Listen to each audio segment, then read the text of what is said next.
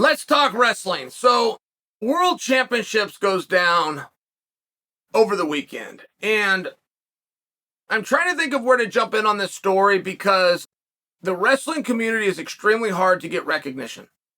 It's extremely hard to look at a real motivation and something that you can tell a kid, aspire to do because you can end up with that. That's easy in the NFL.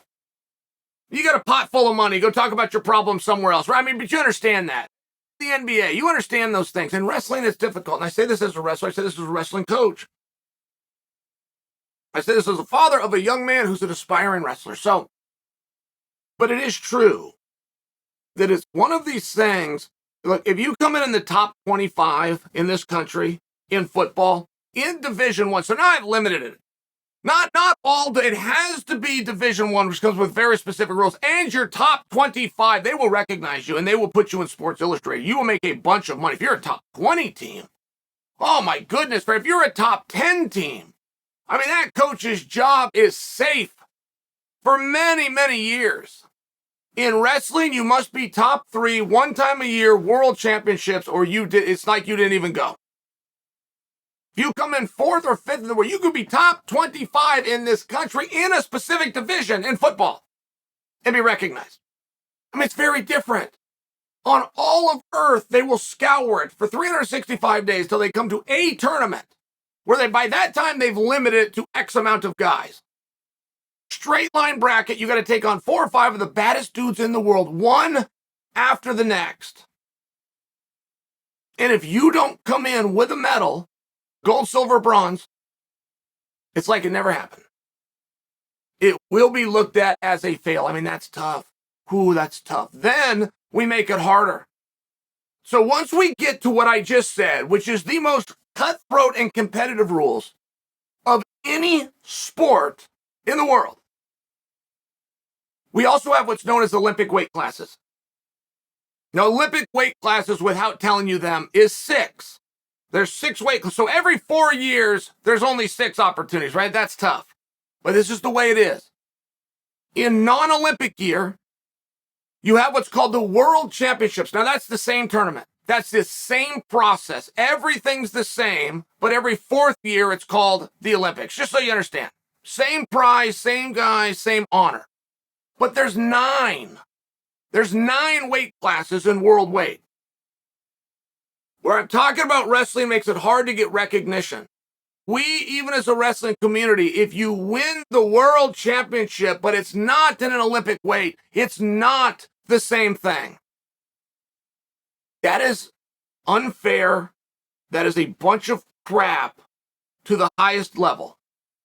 But I'm telling you, this perception exists. Not with me, but that perception does exist. So, there's always a ton of fun that you can have, right?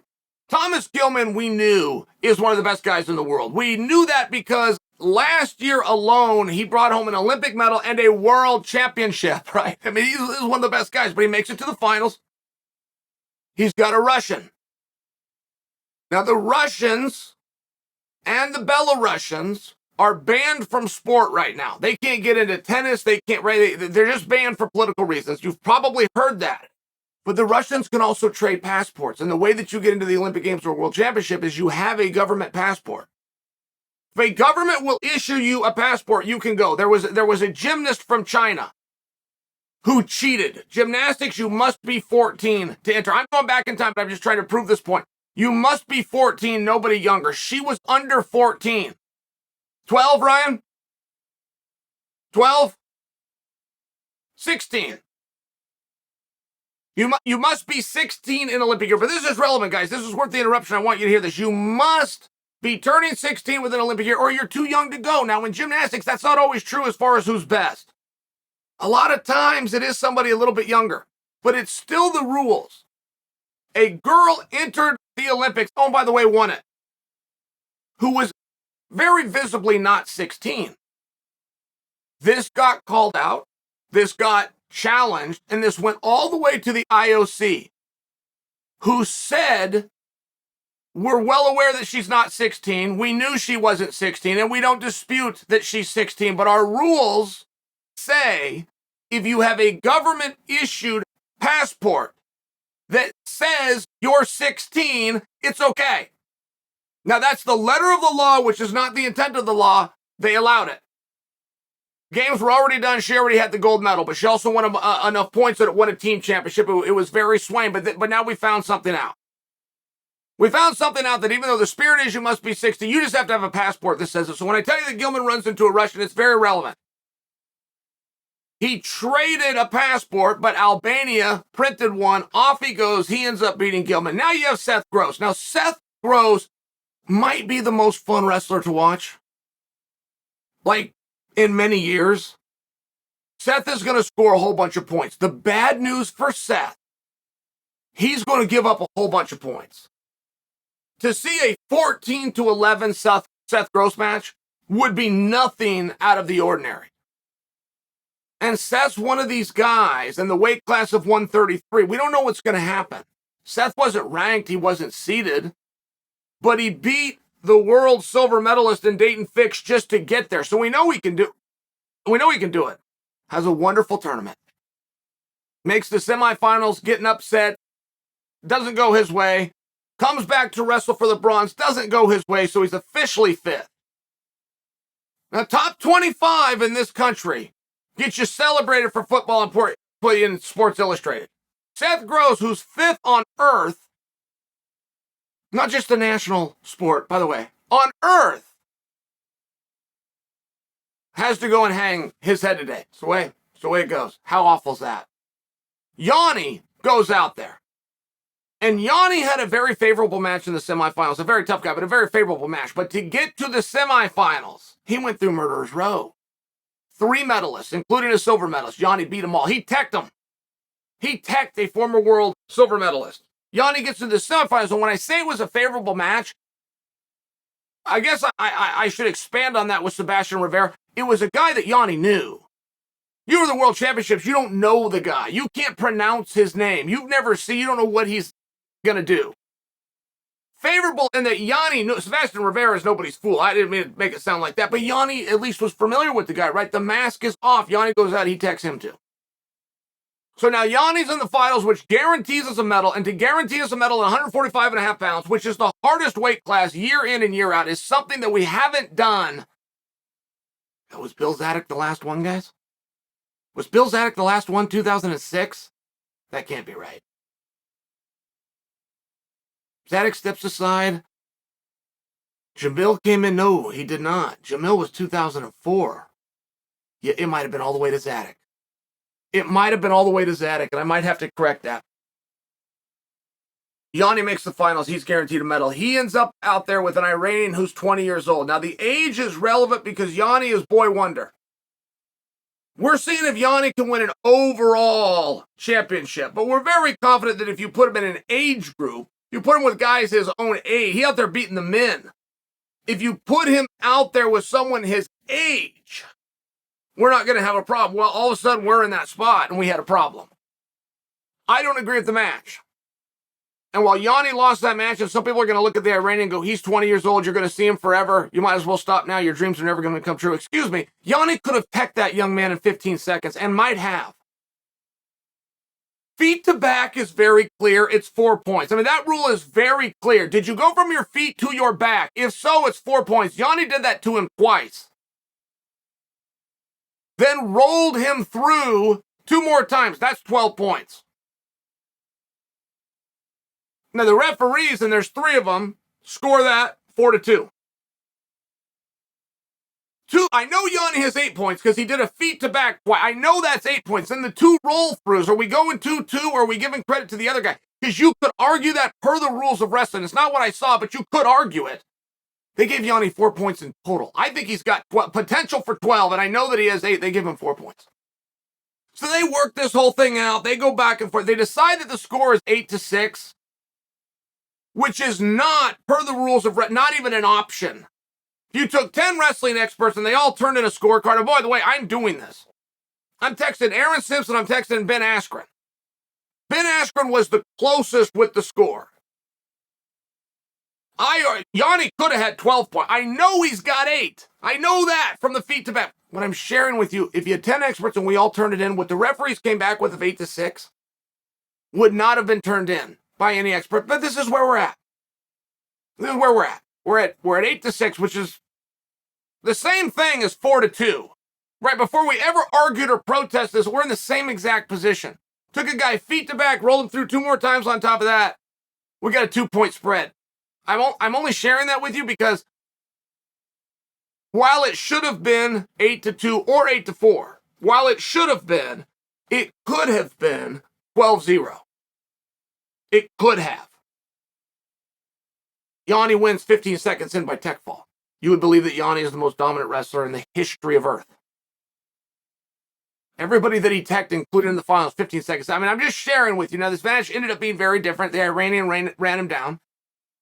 Ends up scoring a bunch of points, and it was around 14-8. Yanni brings home the silver medal, but he breaks the curse. But before you think that somewhere along the way, the path is over for Yanni, boy, you better go rewatch that match. And if you don't like how I scored it, that it could have been 12. I'm not saying it was 12-0. I'm saying it was 8-2.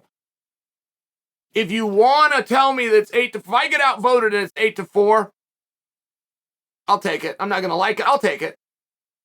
8-6? This is garbage. And it could have been, right? I mean, I just want to know what it could have been. Move up to Kyle Dake. Now, Dake's got a big problem. Dake's big problem is he's got 2 guys, both he wants to get his hands on. He's let the whole world he wants to get his hands on these guys. One's from Russia, one's from Belarus. The 2 countries that don't get to participate. If Dake comes home with a gold medal, he did what he was expected to do. That is a problem. That's a tough spot to put any young man in. That is unfair beyond explanation.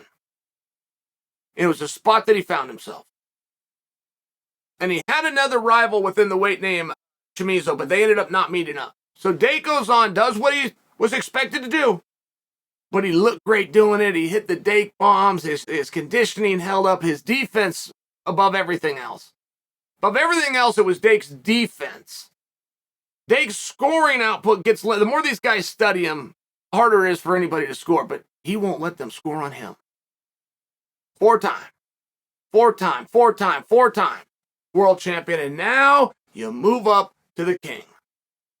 Jordan Burroughs in the flesh. The best wrestler in the world. If you were to ask anybody whose opinion gets to matter in wrestling, the best wrestler in the history of the world is a young man from Del City, Oklahoma, named John Wesley Smith. And you will unanimously be told that John Smith is the answer. John Smith won 6 world championships, but he did it in a row. Jordan Burroughs is now a 7-time champion. Oh, did I mention he's also got bronze medals, plural. But John did it in a row. I'm bringing that to you because do you care? Is a 7-time world champion better than a 6-time champion? It seems like a pretty straightforward question, right? If I'm going to hand you one of these guys' career, would you rather be a 7-time champion or would you rather be 6? If you have the ability to pass one of those careers on to your son, would you like your son to be a 6-time champion or would you like him to have 7? It's pretty straightforward. But it's not in wrestling. 6 in a row versus 7. My whole point here is how unfair wrestling is, and I'm part of the community that makes the rules. Pretty crappy thing that we're doing. Pretty crappy thing that we're doing to people. And Jordan Burroughs, when I do talk about the Russian and the Belarusian, by the way, was not in a weight class where that was affected.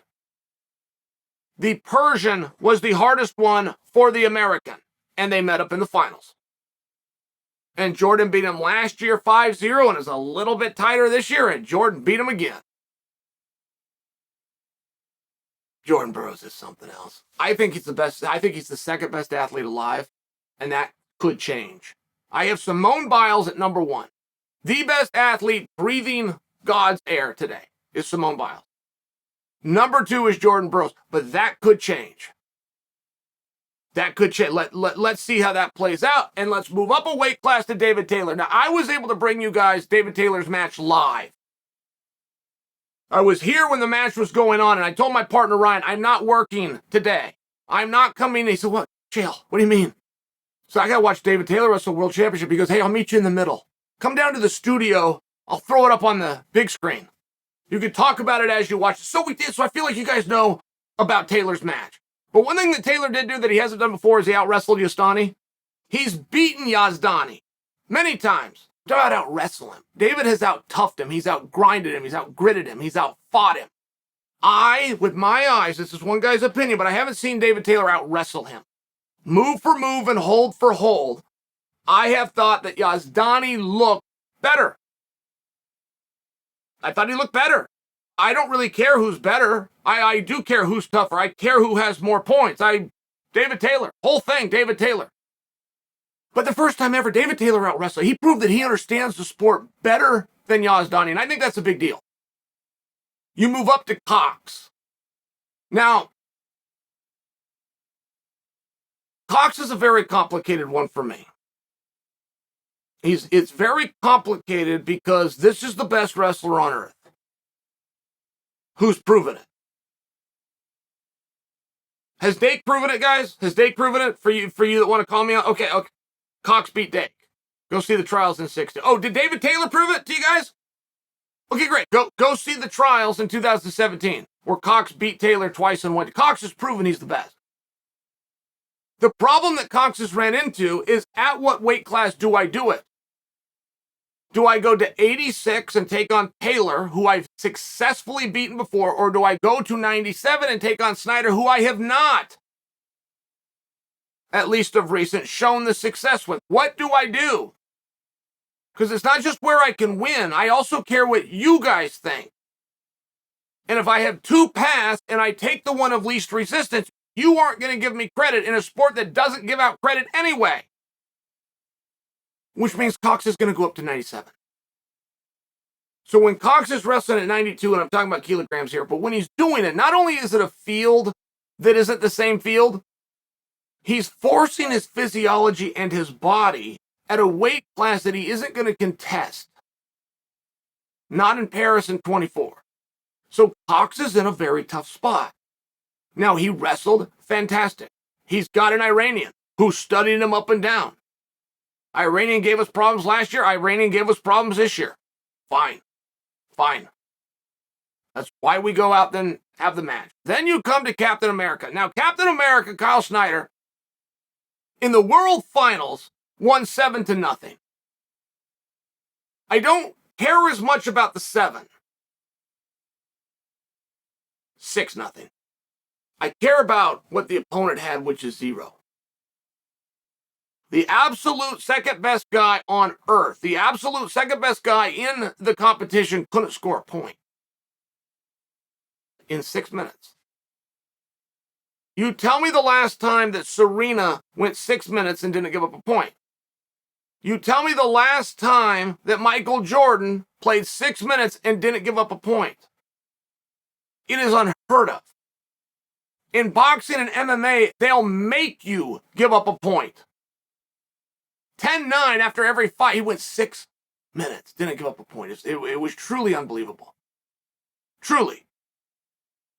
Almost hard to even present to you guys in work. Kyle Schneider is a thing of folklore. He's the thing that you've heard about, but it was in the 1700s. There's no one alive. There was no books written. There's no photographs. There was no video. So you hear of these guys that once existed. Kyle Schneider's doing it right now. And there are books and there are videos. And there is proof. Absolutely unbelievable. Kyle Schneider could have 3 Olympics left in him, just so you understand. He's already been to 2. He could have 3 left in him. So in this story, in this book of the greats ever, Varner was in Schneider's corner, which is a very big deal. Varner, who was beat out by Schneider. Varner was defending Olympic champion. Schneider beats him out, takes him off the spot, goes and wins the Olympic gold medal himself. Varner is now mentoring Schneider, and it reminded me of when Dave Schultz started looking after Kenny Monday. Same spot. They ran out. They were rivals. One guy took his dream away. They decided to work together. When Kevin Jackson started working with Les Gutches, we didn't get to see it as much, but when Terry Brands became the coach of Kendall Cross, that one, I wish that would have played out a little bit longer. I'm still going to throw the example in. And I don't think you could see that in any community except ours. And then you move up to heavyweight, which has Zillmer. Now, Zillmer was not seeded. Zillmer was not ranked. But Zillmer also wasn't supposed to be there. Zillmer took out a 2-time bronze medalist just to get on the spot, and Zillmer's in the practice room every day with the defending Olympic gold medalist, Gable Steveson. So you don't know what you're going to get from Zillmer. I mean, this could be the dark horse of the whole tournament. And quite frankly, he looked great. Did an awesome job. Ended up with a placing, didn't end up with a medal. But that was the team. The team was then being represented, right?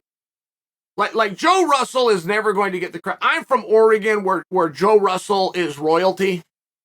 But on a national and on a world stage, if you go and look at what he did, if you go and look at the success that Joe Russell had as an assistant at Minnesota, it will make your jaw drop. If you go and look at the success that Joe Russell has had on the international stage, but he does it as an assistant, it'll make your jaw drop.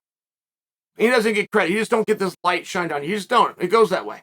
You go and look at what Zadok has done for us. It's absolutely unbelievable. He did get recognized. World champions. Number 1. You go and look at what the Sanderson boys and what they're kicking in, what Cunningham.